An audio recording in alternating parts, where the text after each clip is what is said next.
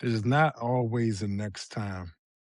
And I want to come and talk about this today because I think it's very important that we understand that sometimes opportunities pass us and we don't necessarily have the chance or the opportunity to fulfill that window that has passed us.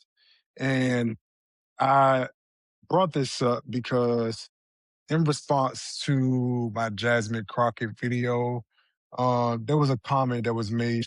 She responded and said it wasn't her time and God has something greater for her. It happens to the best of us, right? And I responded, I never said it was easy, and I don't.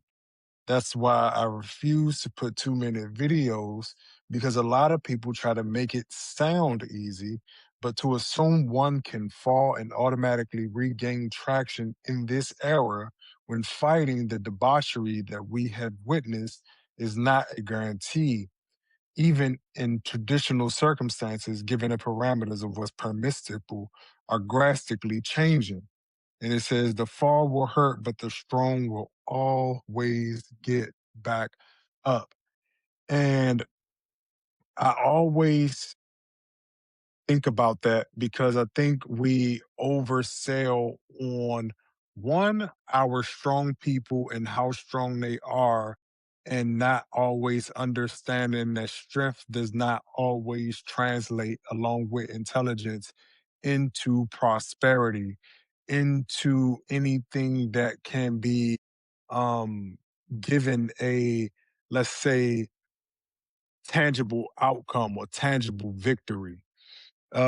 People always hear about, and they talk about what doesn't kill you will make you stronger. And it's statements and comments like that where these comments derive from in terms of the ethos that surrounds it. But what we have to understand, and this is why it's important to read text in its full length and not just take snippets like the 48 Laws of Power and all of these little cliche books that people keep selling y'all on TikTok, is because you have to understand when Nietzsche was saying that it was in the context of understanding the full uh, travel of person from unconscious to conscious and then into what his later life became was that of isolation, right?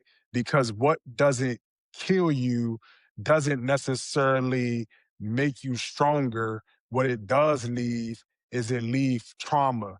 It leaves the erosion of stone. It leaves a wilted away person in some cases.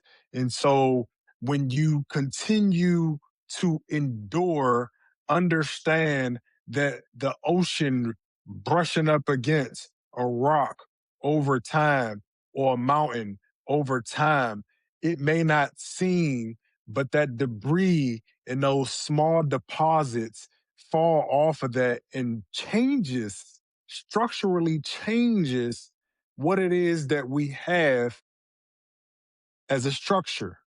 Now, if you extrapolate that onto people and politics, and I always bring it back to politics because politics is life and it's infused within every facet of what we do. And you have to understand that when you talk about Jasmine Crockett, when you talk about the Black community as a whole, we are running out of time. Time is not infinite because one of the other little cliches that people like to say all of the time that doesn't necessarily have full context is that there are 1,000 ways to skin a cat, Devon. There are a million ways to skin a cat, Devon. And while that may be true, what you also have to understand is that is a flat equation, right? Because we're dealing with complex societies. So, yes, we may have the opportunity to skin the cat by its back or with a scalpel or with one of those things that you use for the fruit. We can use a myriad of ways. But what you also have to factor in is that we may have a time limit placed on that.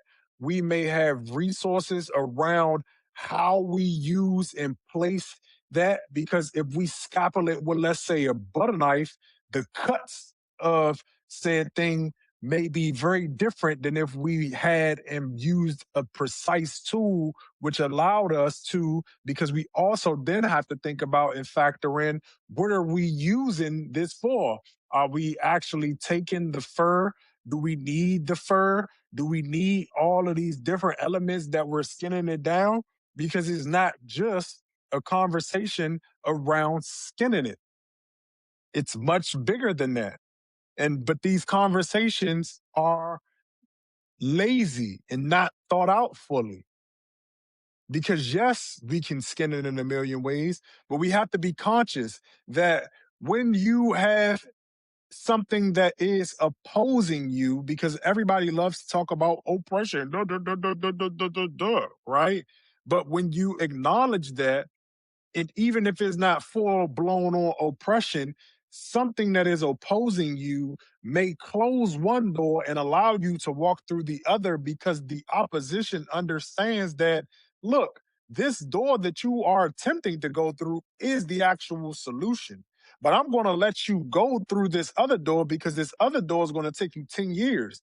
Within the 10 years that it takes you to get to where I am right now, you will have already lost time, you will have already lost resources, you will have already lost vitality in your age, because a 30-year-old person versus a 50-year-old person versus an 80-year-old person can't do the same things and run the same tasks. So, like certain people within certain positions, they have the wisdom, they have the understanding, they have the know how, but they don't necessarily have the capacity and the energy to do what is necessary to uphold, or not uphold, but stand up institutions, right?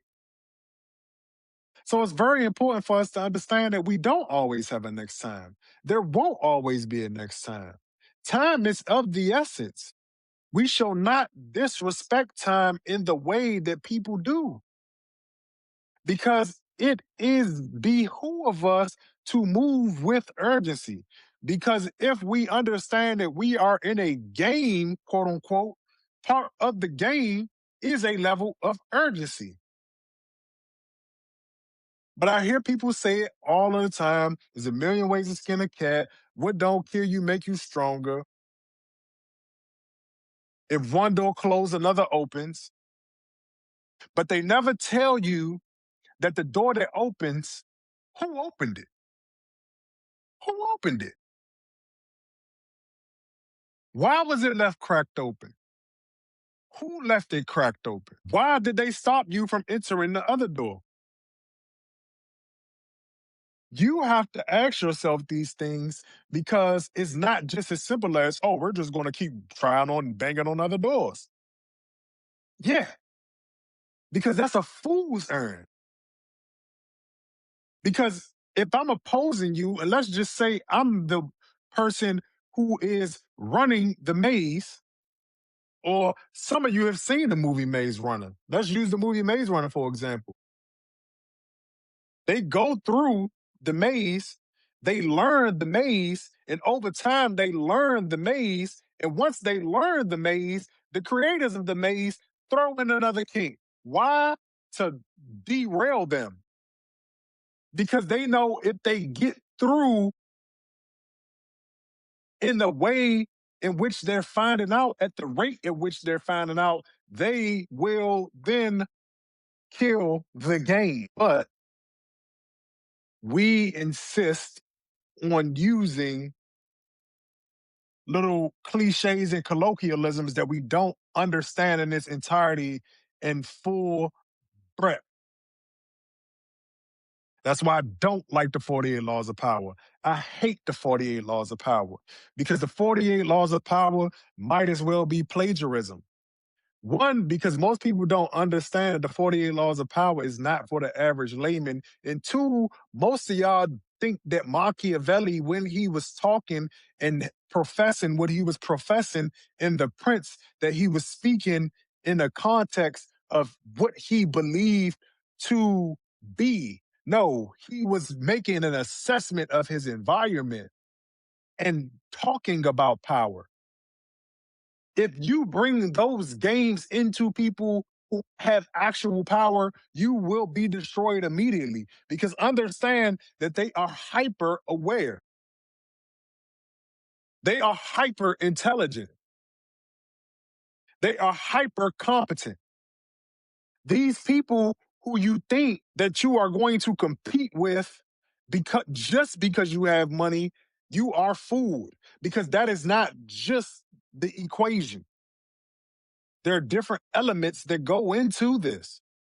And time and timing is one of them, which is why we don't necessarily have or seem to have the solutions because people do not understand that it's a multifaceted Rubik's Cube that we're trying to fix. It's not just one side.